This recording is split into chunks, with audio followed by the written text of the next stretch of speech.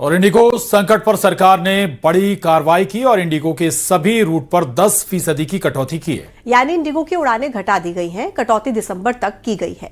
इस मामले में केंद्रीय उड्डयन मंत्री ने संसद में भी बयान दिया।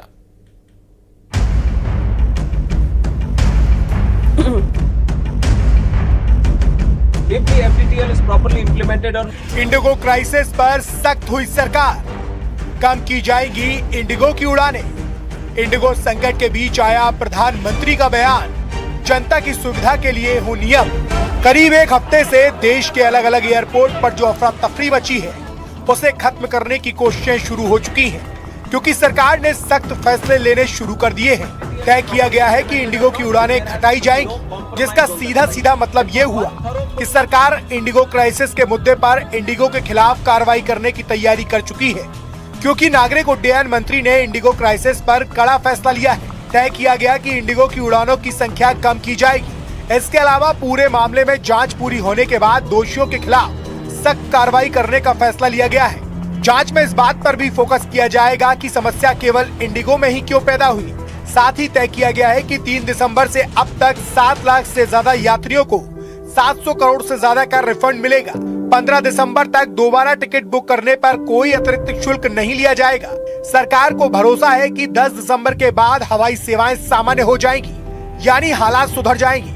As informed by Indigo, process of refunds, baggage handling are over in its final stages.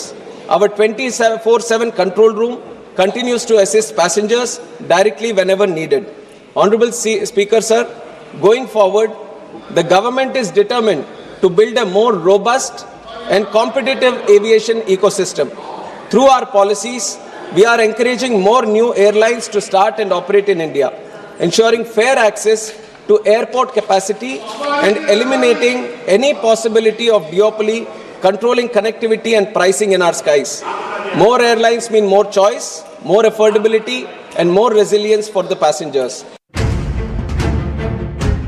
Indigo crisis पर नागरिक उड्डयन मंत्री के सख्त फैसलों के बीच प्रधानमंत्री का एक बयान भी सामने आया, जिसमें उन्होंने कहा कि नियम कानून जनता की सुविधा के लिए होते हैं, न कि उन पर बोझ बढ़ाने के लिए। पीएम ने यह बयान एनडीए की संसदीय दल की बैठक में दिया। रिफॉर्म्स पे बहुत जोर दिया है।